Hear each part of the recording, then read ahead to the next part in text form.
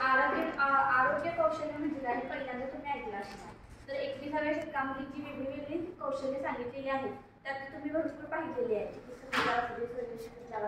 त्याच्यासोबत काही थीम्स सांगितलेले आहेत. त्या थीम्समध्ये काय आहे तर हेल्थ स्किल हे खूप महत्त्वाचं सांगितलं आहे. Health literacy skill. आता हेल्थ लिटरसी म्हणजे काय, लिटरसी म्हणजे काय, या शब्दाचा अर्थ काय?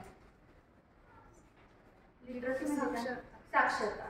मग तुम्हाला माहिती आहे की ज्याला वाचता लिहिता येत नाही त्याला आपण काय म्हणतो, अडाणी म्हणतो. म्हणजे त्याला त्याच्या विशिष्ट नॉलेज नाही आहे, त्यामुळे तो अडाणी आहे, असाक्षर आहे असं आपण म्हणतो.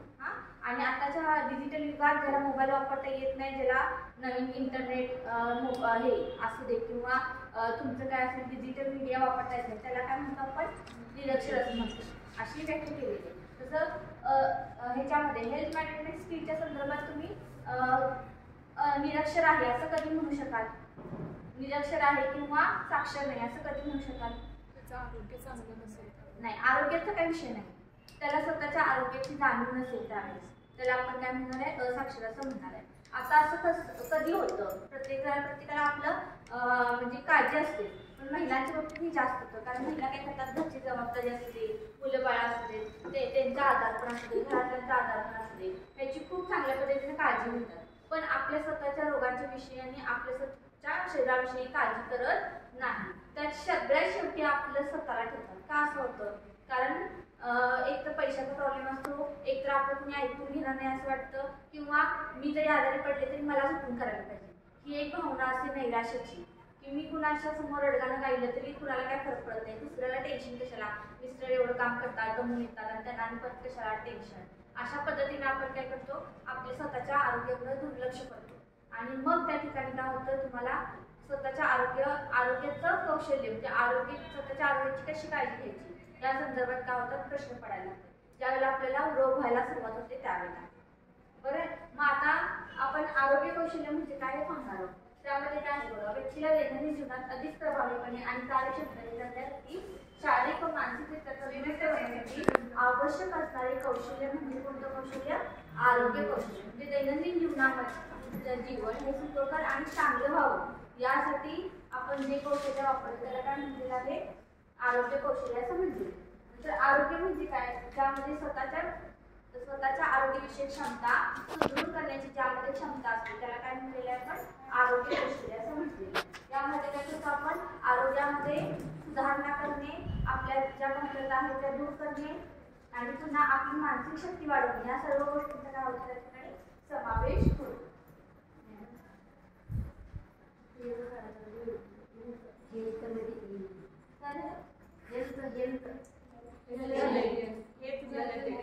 म्हणजे काय, तर आपल्याला पहिल्यांदा आपलं वजन उंची असेल, त्यानंतर पुन्हा काय असेल, आपल्या शारीरिक व्याधी कोणत्या आहेत, आपलं शरीर कोणतं आहे, पित्त आहे की कफ आहे की वात प्रकृतीचा आहे, ह्या सर्व गोष्टी आपल्याला काय पाहिजे, माहीत पाहिजे. आपल्याला कोणतं खाणं सुट होते, आपल्याला कोणत्या गोष्टींची ॲलर्जी आहे, कोणते पदार्थ खाल्ल्यावर आपल्याला अपचन होतं, किती वेळा खाल्यानंतर म्हणजे टायमिंग किती असलं पाहिजे, दोन खाण्यांमधलं अंतर, ह्या सगळ्या गोष्टींची आपल्याला काय पाहिजे, जाणीव.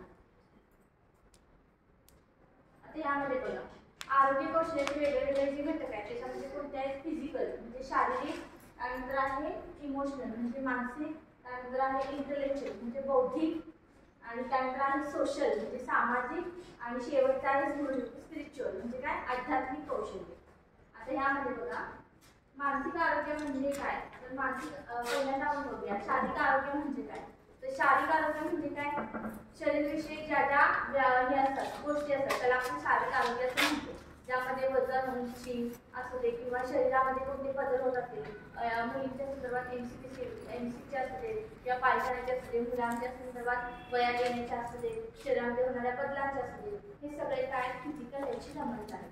अगदी उतार वयापर्यंत, तरुण वयापासून उतार वयापर्यंत जे जे गोष्टी आहेत त्या सगळ्या कशामध्ये येतात, शारीरिक आरोग्यामध्ये येतात.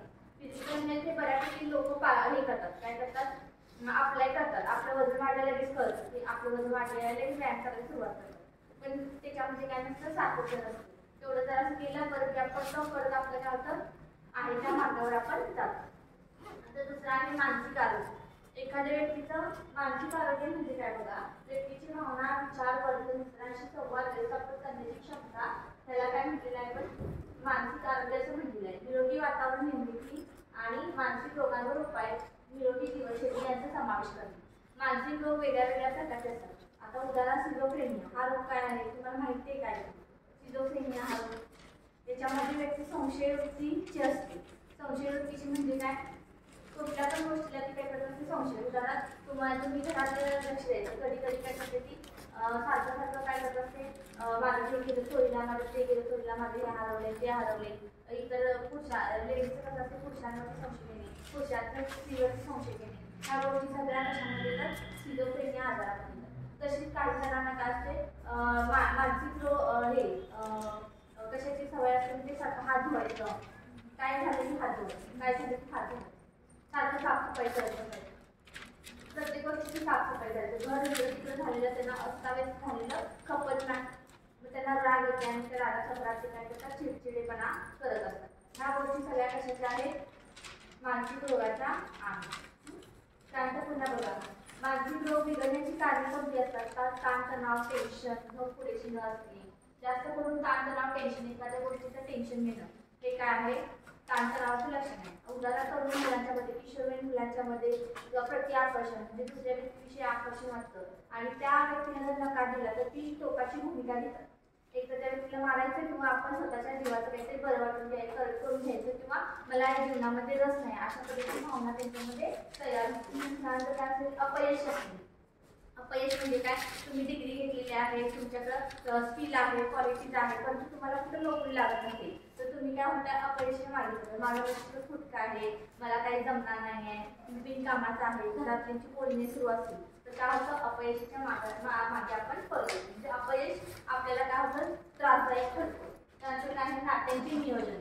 कधी कधी पती पत्नीमध्ये, सासू आणि सुनांमध्ये किंवा सासू सासरे ह्यांच्यामध्ये काय होतं? ज्यावेळेला महिलांना असे प्रॉब्लेम होतात की नात्यामध्ये कोऑर्डिनेशन नसेल, कोलॅबरेशन नसेल तर काय होतं त्या ठिकाणी अशा प्रकारच्या गोष्टी व्हायला लागतात. त्याच्या संदर्भात सुधा मूर्तींचे एक पुस्तक आहे. त्या पुस्तकामध्ये एक गोष्ट तुम्हाला सांगते. आता असंच विषय निघाला म्हणून तर सुधा मूर्ती होत्या, त्यांचा एक ग्रुप होता मैत्रिणींचा आणि त्या सगळ्याजण एकत्र असतात. त्यामध्ये सगळ्या मैत्रिणी काय करायच्या असं एकत्र भेटतात ना तशा भेटायच्या त्या महिन्याला. त्यातली एक तिची मैत्रीण होती, ती नेहमी आली की सगळ्या जण आपल्या सासूची काय करायच्या वाईट स्तुती करायच्या, म्हणजे आमचं हे असं आमचं ते तसं, ते प्रत्येकाचं जे आपल्या मनात असं त्या मोकळं व्हायच्या बोलून. आणि त्यानंतर एकच त्यांची मैत्रीण अशी होती जी नेहमी घरातल्यांचे विषय वगैरे चांगलंच करायची. मग त्यांना काय वाटायचं की म्हणजे हिचं घर किती चांगलं आहे, सुखी आहे आणि ही किती सुखी आहे, ही चांगलं होती. पण प्रत्यक्षात ज्या वेळेला ती त्या सुद्धा तिच्या घरी जातात त्याला वातावरण पूर्णतः काय असतं वेगळं असतं. मग तिला असं वाटत असतं की आपल्या कमतरता ह्या दुसऱ्यांना दिसू नये यासाठी ती आपलं मन मारत असताना कोणाविषयी वाईट बोलत नसते, परंतु त्याचा इफेक्ट तिच्या मानसिक काय होत असतो स्वतःच्या मनावर होत असते की ती वागत कशी असते, खोटं वागत असते आणि त्याच्यात ते खोटं वागून ती काय होते त्या ठिकाणी कमजोर होत चाललेली असते आणि तिला लक्षात येते. याची छोटीशी गोष्ट आहे तुम्हाला भेटायला पुस्तकं वाचायला भेटते, तुम्ही पुस्तकं वाचा. त्यानंतर एकटेपणा आहे. हे सगळे काय आहेत मानसिक आरोग्य बिघडण्याची लक्षणं आहेत. आता ह्यामध्ये बघा मानसिक आरोग्य राखण्यासाठी काय केलं पाहिजे? सकारात्मक दृष्टिकोन, पॉझिटिव्ह थिंकिंग केलं पाहिजे. मी काल तुम्हाला म्हटलं निगेटिव्ह थिंकिंग करत बसला तर तुमचं सगळं निगेटिव्ह होणार आहे. मग इतकं करणारच आहे, मला होणारच आहे, माझं चांगलंच होणार आहे हा विचार केला तर तुमचा नक्कीच काय होणार आहे? फायदा होणार आहे. त्यानंतर ताणतणाव व्यवस्थापन म्हणजे काय? Stress management. कशा संदर्भात तुम्हाला स्ट्रेस येतो त्या संदर्भात तुम्ही काय केलं पाहिजे? स्वतः समस्या सोडवली पाहिजे. अगर एखाद्या व्यक्तीची काय केली पाहिजे? मदत घेतली पाहिजे. त्यानंतर काय? इतरांशी चांगले संबंध. आपले म्हणजे आपल्याला समजून घेणारे आणि आपल्याला मार्गदर्शन करणारे अशा काही व्यक्ती आपल्या आयुष्यामध्ये असणं खूप गरजेचं आहे.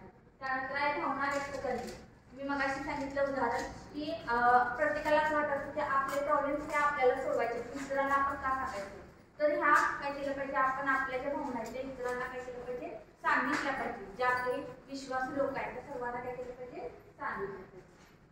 आता बौद्धिक कौशल्यामध्ये काय ते त्या ठिकाणी क्रिटिकल थिंकिंग, चिकित्सक विचार जे आपण बघितलेला आहे. त्यानंतर पुन्हा काय तर समस्या निराकरण, त्यानंतर काय सर्जनशील विचार, हे सगळे काय त्यामध्ये स्किल्समध्ये घटक आहे. बौद्धिक कौशल्य म्हणजे काय? बुद्धीची क्षमता वाढवण्याचे कौशल्य. तुम्ही जर बघितलं असेल तर लहान मुलांना आपण काय करतो? एका हाताने आपण लिहित सांगतो, पण ते जर दोन्ही हाताने त्यांनी लिहिलं तर त्यांचा डावा मेंदू उजवा मेंदू दोन्ही पण काय होतात? ग्रीन घेत असतात. हे तुम्ही तुमच्या घरच्या लहान मुलं असेल तर त्यांना काय करा करायला लावा. दोन्ही हाताने लिहायला लावायचं, त्यांना चित्र काढायला वगैरे लावायचे. आता नवीन लेटेस्ट झालेले आहे. त्यानंतर तुम्ही बघा आध्यात्मिक कौशल्य. आध्यात्मिक कौशल्य म्हणजे काय? कुठलं कौशल्य? स्पिरिच्युअल म्हणजे ऍक्च्युली देवाकडे असं जात नाही ते. अध्यात्म म्हणजे काय तर निसर्ग हा देवता आहे असं मानून आपण त्यानुसार काय केलं पाहिजे. योगा असेल, मेडिटेशन असेल किंवा ध्यान धारणा असेल, या गोष्टी काय केल्या पाहिजे, केल्या पाहिजे. ते कशामध्ये जातं? स्पिरिच्युअल हेल्थमध्ये जातं. म्हणजे जसं आपल्या मनात सकाळ म्हणतो तसा बुद्धी आणि मन यांच्या जोडणारा असेल आध्यात्मिक कौशल्य. मन आणि बुद्धी एखादं चांगलं म्युझिक जर तुम्ही ऐकलं तर तुम्हाला काय होतं, त्या ठिकाणी खूप चांगलं वाटतं. बरं, आता सध्या लेटेस्ट राहुल देशपांडे यांचं म्युझिक आहे बघा, त्यांचं तुम्ही जर ऐकलात भजन म्हणा किंवा जुनी गाणी ते नव्या पद्धतीने सादर करतात, तर ती गाणी तुम्हाला युट्यूबवरती मिळतील. काय त्यांची गाणी आहे, तर ते काय होतं, आध्यात्मिक कौशल्य तुम्हाला बऱ्यापैकी काय होतं, त्या ठिकाणी म्युझिक असेल, म्युझिक थेरपी असेल, काय होते उपयोग. आता आरोग्य कौशल्याचे बाधक घटक बघूया आपण. बाधक घटक म्हणजे काय? जे आपल्याला प्रभावित करतात.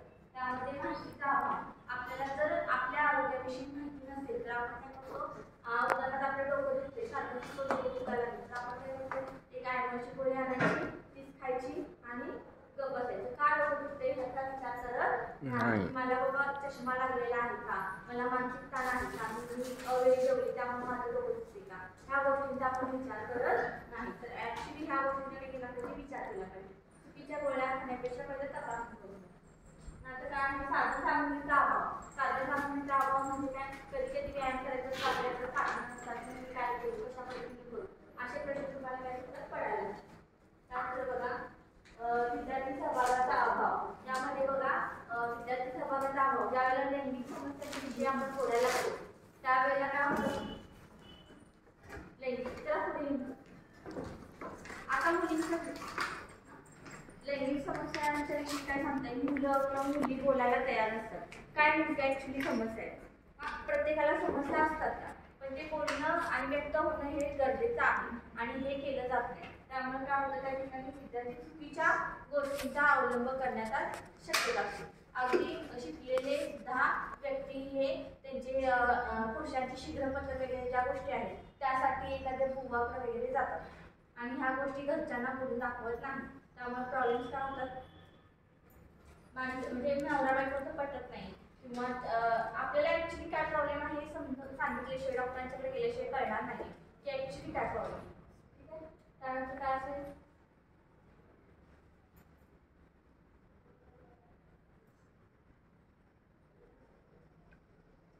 बघा आरोग्यविषयी तिथं ऍक्टिव्हिटीज आपण लहान मुलांच्या घेत असतो, ज्याच्यामध्ये काय असेल, व्यायाम असतील, पूरक व्यायाम प्रकार आहे, मनोरंजनात्मक खेळ असतील वेगळे वेगळे, हे आपण काय करतो, लहान मुलांचे घेत असतो.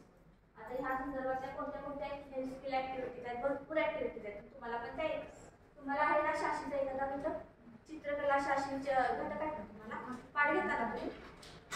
ठीक आहे. त्यामध्ये योगा आहे, मेडिटेशन आहे, आयुर्वेदिक आहे, झुंबा, हे तुम्हाला सगळे माहिती आहेत प्रकार. त्यानंतर गेम्स आहेत वेगळ्या वेगळ्या, ढोबळपेटा, पळापळा असेल किंवा एका 10,000 माणसे, अशा प्रकारच्या ऍक्टिव्हिटीज तुम्ही काय करू शकता, तो घटक काय करू शकता, राबवू शकता. आता आरोग्य कौशल्याचे घटक कोणते कोणते सांगा. आरोग्य कौशल्याचे घटक शारीरिक, मानसिक, बौद्धिक, भावनिक आणि सामाजिक. 5 कोणते? फिजिकल म्हणजे काय? शारीरिक. शरीराच्या व्याधी, शरीराच्या विषयी जागृती, या सगळ्या गोष्टी कशामध्ये येतात, फिजिकल हेल्थमध्ये येतात.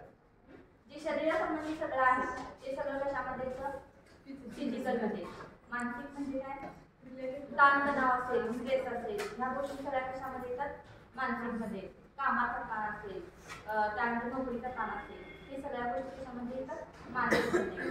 कोणी बोललं लगेच रडायला येतं, ते मानसिकमध्ये. शिक्षक जरी बोलले तरी आपण रडायला येतो, मला का बोलले, सगळ्यांच्या समोर अपमान केला, लगेच डोळ्यात पाणी सुटतं. मानसिक स्ट्रॉंग असणं गरजेचं आहे. हे सगळं कशामध्ये रडलं पाहिजे. दाबून बसले की का दिवसभर मी दिसतो त्यांना तर रडून 4 मैत्रिणींना सांगितलं की मग स्ट्रेस रिलीफ होतो. तुम्हीच नाही आमच्या अजून मला फोन येतात PhD वाले कोण शिक्षक बोलले की मला काल खूप माहिती पण आली तिथे कॅसेट लावला तिने 1 तास ऐकून घेतला नंतर म्हटलं आता बास तू हे कर आता जर रिलॅक्स होऊन आज काही काम करू नको PhD ह्या अशा गोष्टी होतात. तर पुढे काय तुम्हाला सांगितलं मेंटल संदर्भात. त्यानंतर तिसरं कुठलं होतं बौद्धिक कौशल्यामध्ये आपण बघितलेलं आहे बघितलेला आहे विचार सर्जनशील विचार असते किंवा प्रॉब्लेम समस्या निराकरण असते ह्या गोष्टी आपल्याला बौद्धिक स्किलमध्ये काय होतात उपयोगी पडतात. त्यानंतर पुढचं कुठलं होतं भावनिकमध्ये ते इमोशनल स्किल कशामध्ये इमोशनल म्हणजे काय दुसऱ्यांच्या संबंधित आपण ज्यावेळेला इमोशन्स वरती काय करू शकत नाही नियंत्रण करू शकत नाही त्यावेळेला इमोशनल स्किल म्हणजे इमोशनल स्किलची जास्त काय करते गरज पडते. आपण दुसऱ्याला अपेक्षा करत राहतो त्यांना हे असं वागलं पाहिजे त्यांना असं केलं पाहिजे त्यांना मला दिलंच पाहिजे बरोबर आहे की नाही. तर ते न करता आपण काय केलं पाहिजे स्वतः आपल्या इमोशन्सवरती ताबा मिळवला पाहिजे. ते नाही झालं तर मग काय होतं राग चिडचिड म्हणून ऍक्च्युली काय मागायचं असतं ते राहिलं बाजूला दुसऱ्याविषयी लहान मुलं असं करतात बघा त्याला पाहिजे असेल मोबाईल पण ऍक्च्युली रडतात काय दुसरं काहीतरी झालं म्हणून रडतात आणि नंतर मग कळते ठीक आहे मी शांत बसतो रडणार नसेल तर असं म्हणते ना तू रडू नकोस बा तुला काय पाहिजे सांग मग मोबाईल दे त्यांचे ठरलेलं आहे नको असेल तर काय ते मोबाईल दे हे काय होतं त्यांचं इमोशनल स्किल म्हणजे ऍक्च्युली त्याला पाहिजेच दे आणि रडतात कशासाठी एका गोष्टी. आणि शेवटचं कोणतं होतं आध्यात्मिक स्पिरिच्युअल स्किल म्हणजे काय तर आध्यात्मिक म्हणजे काय येणार आहे तुमचं मन आणि बुद्धी यांच्या दोन्हींचा ज्या वेळेला काय होतं संगम होतं त्याला काय म्हणतो पण त्याला आध्यात्मिक कौशल्य असं म्हणतो. आता